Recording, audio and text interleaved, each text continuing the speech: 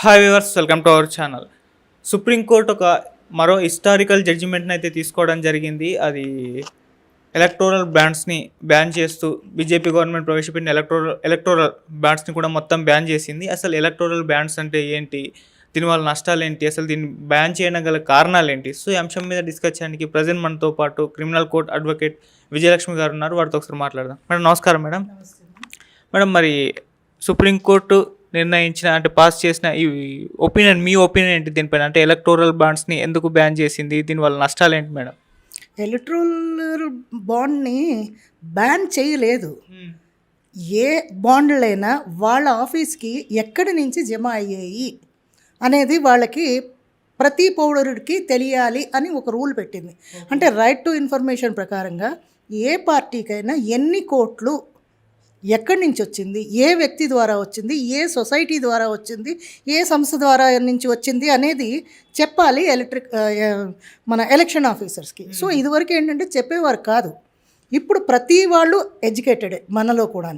So వీళ్ళకి తెలుసుకునే హక్కు ఉంది. మన గురించే ఇది మంచిది. ప్రతి పౌరుడికి ఇది తెలిస్తే ఆ పార్టీలో ఎంత ధనం ఉంది, ఒకవేళ వీళ్ళు ఏదైనా మనకి మా ఆర్డినరీ పీపుల్స్కి కానీ ఎవరికైనా సరే వాళ్ళు చేసిన వాగ్దానాలు తీర్చడానికి మన దగ్గర మనీ లేదు అని ఎస్కేప్ అవడానికి ఉండదు. వాళ్ళ దగ్గర ఇంత అమౌంట్ ఉంది కదా అని మనకి తెలిసిపోతుంది. ప్రతిదీ each and every one single నయా పైసా కూడా వాళ్ళు బహిర్గతం చేయాలి. ఎలక్షన్స్ అప్పుడు మా దగ్గర మా పార్టీకి ఇన్ని వేల కోట్లు ఉంది అని చెప్పాలి. అది పేపర్లో వస్తుంది. పేపర్లో వచ్చింది అంటే ప్రతి మనుషులు చదువుతాం కదా మనం. దీనివల్ల ఏంటంటే ప్రతి ఒక్కరికి అవేర్నెస్ ఉంటుంది. అంటే ఈ పార్టీ దగ్గర ఇంత డబ్బు ఉంది, ఇప్పుడు ఏవో మనకి ఇచ్చే రాయితీలు ఉన్నాయి, మా దగ్గర లేదు, గవర్నమెంట్ దగ్గర డబ్బు లేదు అని ఎస్కేప్ అవడానికి లేదు. గవర్నమెంట్ దగ్గర డబ్బు అంటే అదేంటి, మన మీద వసూలు చేసిన ట్యాక్స్. పార్టీ ఫండ్ అనేది ఏంటి, ఇప్పుడు మన జేబులో ఉంటే ఎలాగో వాళ్ళ పార్టీలో ఉంటే అంత. ఇది whatever it may be, ఏ పార్టీ అవనండి, ఏ పార్టీ దగ్గరైనా ఆ పార్టీ ఫండ్ వాళ్ళు యూజ్ చేసుకోవడానికి. అంటే ఎలక్షన్స్ అప్పుడు ఖర్చులకి, వాళ్ళ వెహికల్స్కి, వాటికి దానికి అది వాడతారు. సో అది వాళ్ళకి తెలిసింది అంటే నీ దగ్గర ఇంత మనీ ఉంది కదా, నువ్వు మాకు ఇవి చేయాలి. చెయ్యలేదు అంటే ప్రతి ఒక్క పౌరుడికి అడిగే హక్కు ఉంటుంది. నేను చెయ్యను అని ఎస్కేప్ అవడానికి ఉండదు. సో దాని గురించి మన కోసమే మంచిది. అది ప్రజలందరి మంచిగా ఉంటుంది. ఇలాంటి వాటిలో ప్రతి పార్టీ కూడా చాలా లాభపడ్డాయి. ఎందుకంటే ఒక్కొక్క సంస్థ దగ్గర నుంచి ఏదో 20,000 30,000 అని రాదు, కొన్ని వేల కోట్లు, కొన్ని వందల కోట్లు ట్రాన్సాక్షన్ అవుతూ ఉంటుంది. అది బ్యాంకు కూడా అడగదు వాళ్ళని, ఇది ఏంటి అని అడగదు. అలాంటి సంస్థల దగ్గర నుంచి బ్యాంకు తీసుకొని వాళ్ళ పార్టీ ఫండ్లో ఖాతాలో వెళ్ళిపోతారనమాట.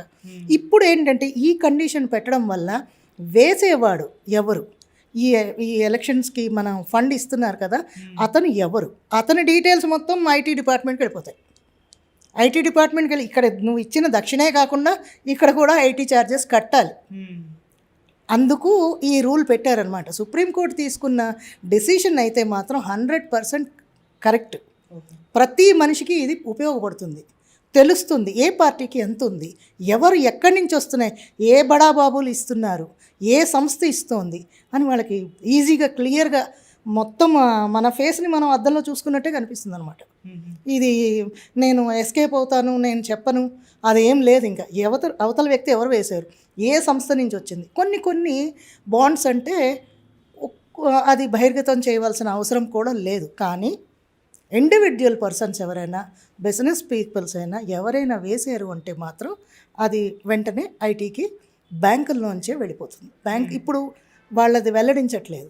తర్వాత మనకి 19లో కోవిడ్ వచ్చిన తర్వాత ఐటీ మనం కట్టాం, మాకు ఉద్యోగం లేదు అన్నా వినలేదు, నయా పైసా రాబడి లేదన్నా వినలేదు, అందరూ కట్టారు ఐటీ.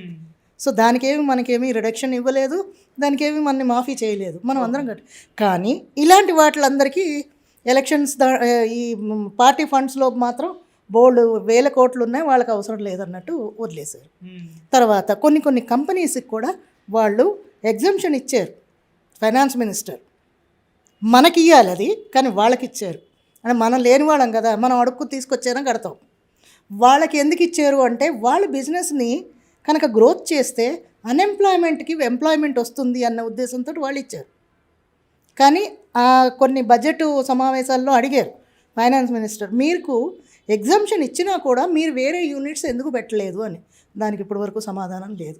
అన్ఎంప్లాయ్మెంట్ ఇప్పటివరకు స్టిల్ కంటిన్యూ. సో ఇలాంటిది వచ్చింది అంటే ఈ రెజల్యూషన్ వచ్చింది అంటే మాత్రం చాలా మంచిది, చాలా మంచిది, జనాలకు అందరికీ ఉపయోగపడుతుంది. ఓకే.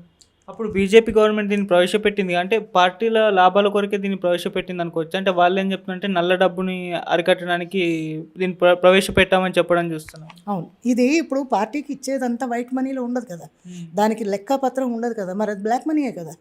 బ్లాక్ మనీ మొత్తము ఇలా వెళ్ళిపోతుంది అనమాట ఈ పార్టీస్కి. అప్పుడు వాళ్ళ ఒప్పందం ఏమిటి ఉంటుంది, మేము నీకు ఇన్ని వేల కోట్లు ఇస్తాం, మా ఉపయోగానికి మీరు ఏమైనా చెయ్యండి అని ఏవో కండిషన్స్ ఉంటాయి వాళ్ళకి. ఏది లేకుండా ఎవరు రూపాయి ఇవ్వరు. సో ఇన్ని వందల కోట్లు వాళ్ళకి ఫండింగ్ ఇస్తున్నారు అంటే వాళ్ళ ఇది కూడా ఉంటుంది, స్వార్థం కూడా. అంటే మా దానికి మీరు ఇంత హెల్ప్ చేయాలి, లేదా వాళ్ళు ఎక్కడైనా వేరే కంపెనీ పెట్టడానికి వాళ్ళకి గవర్నమెంట్ భూమి ఇవ్వాలనో ఏవో సమ్ కండిషన్స్ ఉంటాయి. సో అది వాళ్ళు ఒప్పుకుని ఈ డబ్బు తీసుకుంటున్నారు. అది మనకు తెలియదు కదా. ఇప్పుడు కనుక ఇవన్నీ వచ్చాయి అంటే కండిషన్స్ వచ్చాయి అని వాళ్ళు ఒప్పుకోవడానికి ఉండదు. ఎందుకంటే ఈ ఇచ్చిన వాడు మళ్ళీ అక్కడ ట్యాక్స్ కట్టుకోవాలి. ఎక్కడి నుంచి వచ్చింది అనేది పార్టీ వాళ్ళు కూడా చెప్పుకోవాలి. అప్పుడు ట్యాక్స్ పడుతుంది కదా. ఎక్కడి నుంచి వచ్చినా ఎవరు తీసుకున్నా, అంటే నేను నీకు ఇచ్చినా నాకు పడుతుంది, తీసుకున్నావు నువ్వు, నీకు ఎందుకు వచ్చింది, నీ ఇన్కమ్ అయితే నువ్వు దీనికి ట్యాక్స్ కట్టంటావు. సో ఎలాగ డబుల్ గవర్నమెంట్కి వెళ్తుంది. ఇది మంచిదే, ఏ పార్టీ అయినా. మనం ఇప్పుడు బీజేపీ వాళ్ళకి వచ్చి ఉంటుంది ఫండింగ్, కానీ నిస్వార్థంగా వాళ్ళు ఏం చేశారు, ఈ రూల్ కనుక పెడితే అందరికీ పనికొస్తుంది అని వాళ్ళు ఒప్పుకున్నారు. సో పార్లమెంట్ ఒప్పుకుంటేనే కదా అక్కడ మనకి పాస్ అవ్వాలి కోర్టులోని.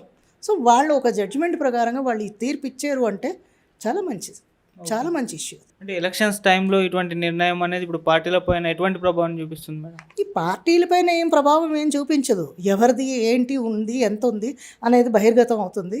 అంతకన్నా ఇంకేం ఉండదు. వాళ్ళ క్యాష్ ఉన్నదేమి వాళ్ళు వాపస్ ఇచ్చేయరు కదా, ఎందుకంటే ఆల్రెడీ పడిపోయింది. అప్పుడు వాళ్ళు చూపించకపోవచ్చు. ఇప్పుడు నుంచి ఎవరైనా వేస్తే ఇది చూపించవలసి వస్తుంది. అంతేగాని ముందు ఎవరో వేశారు, ప్రీవియస్ది చూపించడానికి ఎవరు అడగరు, మళ్ళీ దానికి పిల్ వేసుకోవాలి, అవన్నీ ఏం ఉండవు, కానీ చూపించరు అవి. కానీ ఇప్పటి నుంచి ఏది వచ్చినా, సింగిల్ రూపాయి వచ్చినా కూడా ఏ వ్యక్తి దీనికి డొనేట్ చేశాడు, ఆ వ్యక్తి క్యాపబిలిటీ ఏంటి, ఇవన్నీ చూస్తారు. అంటే ఒక 20,000 దాకా ఎవరు ఏమీ అడగరు. 20,000 దాటిన దగ్గర నుంచి ఏ వ్యక్తి అయినా సరే మనం వేసాము అంటే దానికి వీళ్ళు ఎందుకు వేస్తున్నారు, ఎక్కడి నుంచి వచ్చింది, వీడి ఇన్కమ్ ఎంత, ఇవన్నీ క్యాలిక్యులేషన్స్ ఉంటాయి. మనం బ్యాన్ చేసిన తర్వాత కొన్ని రావడం చూస్తున్నాం. అంటే ఈ పార్టీకి ఇన్ని ఫండ్స్ వచ్చాయి, ఈ పార్టీకి ఇన్ని ఫండ్స్ వచ్చాయి ఎలక్ట్రల్ బాండ్స్ ద్వారా అని చెప్పేసి మన ఏపీలో కూడా చూసాం. వైసీపీకి ఇన్ని, టీడీపీకి ఇన్ని అని. అంటే ఇప్పుడు ఎందుకు ఇట్లా బయట పెడుతున్నారు? అంటే అన్ని పార్టీలే బయటకు వచ్చే అవకాశం ఉంటుంది. ఈ పార్టీ ఆ పార్టీ అని లేదు. ఇప్పుడు కేంద్రంలో బీజేపీ ఉంది, వైసీపీ ఉంది, వాళ్ళు చూపించాలి. మన దగ్గర కాంగ్రెస్ ఉంది, వీళ్ళు చూపించాలి. ఏ పార్టీ ఫండ్ అయినా చూపించమనే కదా వాళ్ళు ఆర్డర్ వేసింది. ఎలక్షన్ ఆఫీసర్స్కి ఇవన్నీ చెప్పాలి. సో చెప్తే మనందరికీ తెలుస్తాయి. మనం ఎవరం అడగట్లేదు, కానీ అడిగే రైట్స్ ఎవరికి ఇదివరకు లేవు, ఉన్నా కూడా వాళ్ళు చెప్పేటట్టు లేరు. కానీ ఇప్పుడు సామాన్యుడు కూడా అడిగే రైట్స్ మనకి సుప్రీంకోర్టు ఇచ్చింది. సుప్రీంకోర్టు అంటే మన గవర్నమెంట్, సెంట్రల్ గవర్నమెంట్ నుంచి సుప్రీంకోర్టు పాస్ చేసిన తర్వాత ప్రతి సామాన్య పౌరుడు కూడా పార్టీకి ఎంత ఫండ్ ఉంది అని అడిగే హక్కు, రైట్స్ మనకి కల్పించింది supreme court. Okay, thank you so much madam.